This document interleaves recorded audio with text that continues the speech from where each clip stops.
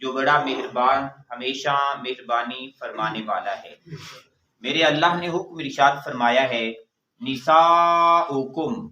فرمایا جو تمہاری بیویاں ہیں، حرث لکم، وہ تمہاری کھیتیاں ہیں، فاتو، پس آؤ، حرثکم، اپنی کھیتیوں میں، انا شئتم، جہاں سے تم چاہو۔ کھیتی عام روٹین میں، عام معنی میں اگر لیا جائے تو زمین ہے، زمین میں بیج ڈالا جاتا ہے، اللہ کا فضل ہوتا ہے تو فصل نکل پڑتی ہے۔ اسی طریقے سے ارشاد فرمایا کہ تمہاری بیوی تمہارے لیے زمین کی مانند ہے، کہ اللہ تبارک و تعالیٰ کے فضل اور مہربانی سے نکاح کی نسبت اور تعلق نصیب ہوتا ہے تو ایک غیر عورت تمہارے لیے حلال ہو کے تمہاری بیوی ہو جاتی ہے۔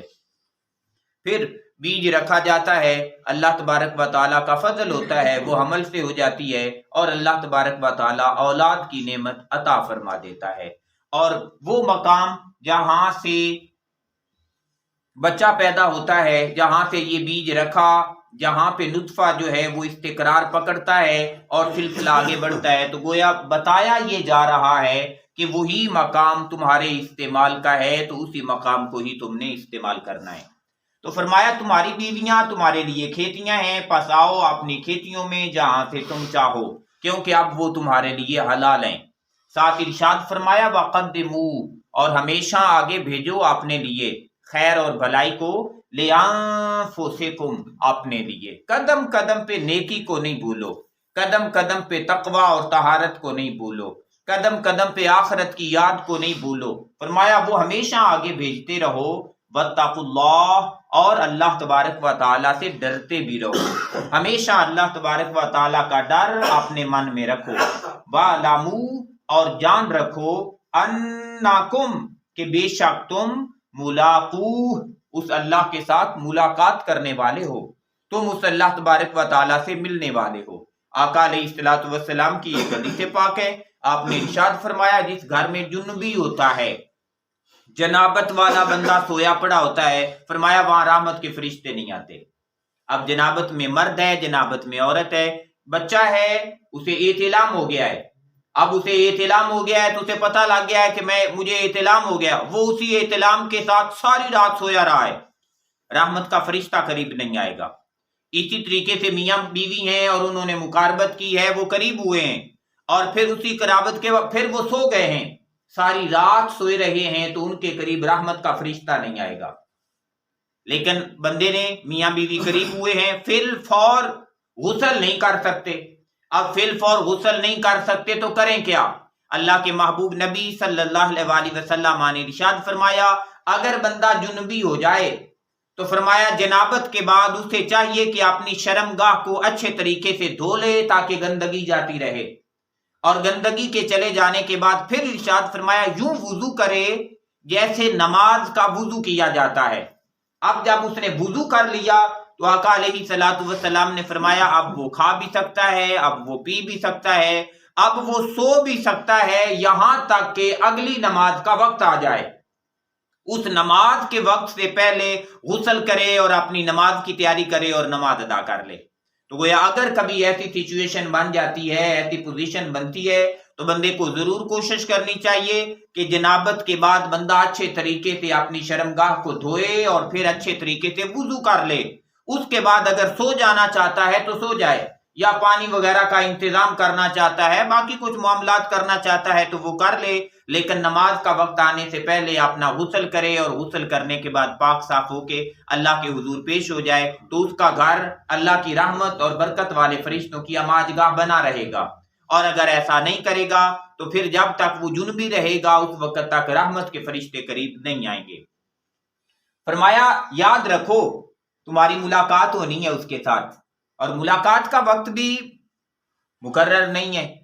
کسی وقت بھی سلسلہ آ جانا ہے، موت کے فرشتے نے بندے نے جاتا رہنا ہے، اور اگر کبھی ایسا ہو جائے کہ بندہ جنابت میں ہی پڑا ہوا ہے تو موت آ گئی ہے تو پھر یہ کتنی عجیب سی بات ہوگی۔ اس وجہ سے کوشش کرنی چاہیے حد الامکان، کچھ اصحاب رسول ہیں کہ جن کی اللہ تبارک و تعالیٰ نے قرآن کریم میں ان کی صفائی اور پاکیزگی کی تعریف فرمائی،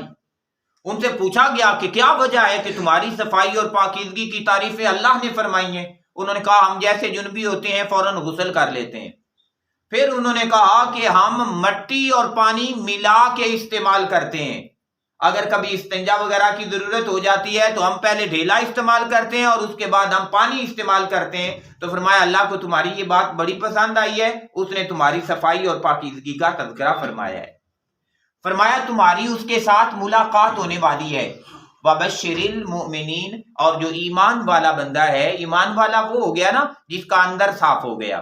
تو وہ ایمان والا جس کا اندر نور ایمان سے صاف ہے اور وہ باہر کی صفائی اور طہارت اور پاکیزگی کا بھی خیال رکھتا ہے، تو فرمایا ایسے ایمان والے بندے کو خوشخبری سنا دیں کہ وہ دنیا کی زندگی میں بھی اللہ کی رضا پائے گا اور آخرت میں اللہ تبارک و تعالیٰ کے انعامات سے سرفراز ہوگا، اسے اللہ کے انعامات نصیب ہوں گے۔ پھر ارشاد فرمایا میرے اللہ نے وَلَا تَجْعَلُوا اللَّهَ، نہ بناؤ اللہ تبارک و تعالیٰ کو عُرْضَةً ڈھال لِأَيْمَانِكُمْ، اپنی قسموں کی، اپنی قسموں کی ڈھال اللہ تبارک و تعالیٰ کو نہ بناؤ کہ تبروا، کہ تم حسن سلوک کرو۔ ایک بندہ تھا حضرت عبداللہ بن رواح، انہوں نے قسم کھا لی اپنے بہنوئی کے بارے میں، حضرت نعمان بن بشیر ان کا نام تھا، کہ میں آج کے بعد اس کے گھر بھی نہیں جاؤں گا، میں آج کے بعد اس سے کلام بھی نہیں کروں گا، آج کے بعد جو کوئی بھی ہو گیا نا اس کا تو میں قسم کھاتا ہوں کہ میں اس کا کچھ بھی نہیں کروں گا،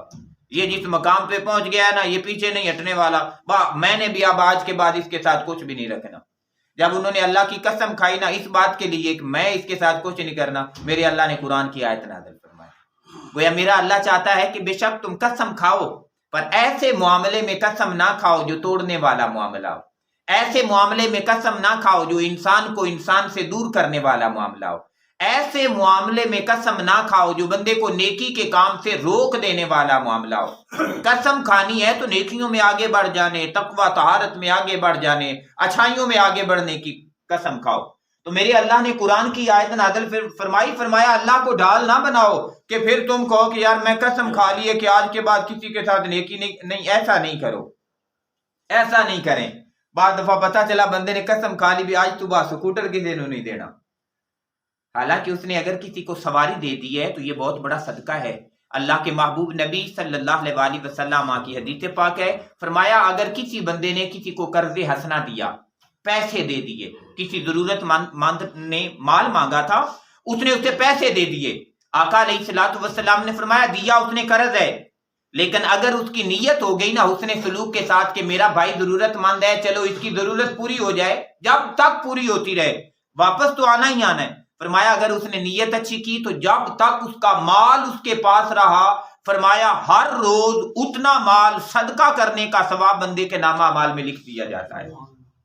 پیسے تو پھر واپس آ جانے، ہر روز کے صدقے کا ثواب بھی نصیب ہو رہا ہے۔ اسی طریقے سے آپ نے اگر کسی کو سواری دے دی ہے تو آپ نے اس کے ساتھ نیکی کی ہے، آپ نے اس کے ساتھ حسن سلوک کیا ہے۔ چہ جائے کہ بندہ کہے کہ جی میں نے قسم کھا لی ہے کہ آج کے بعد یہ نیکی کسی کے ساتھ نہیں کرنی، ایسا بندے کو کسی صورت نہیں کرنا چاہیے۔ فرمایا ڈھال نہ بناؤ کہ تم حسن سلوک کرو، وَتَتَّقُوا، اور فرمایا تم ڈرتے رہو اللہ تبارک و تعالیٰ سے، وَتُصْلِحُوا، اور اصلاح کرو آپس میں، اصلاح کے کام۔ بعض دفعہ بندہ یہ بھی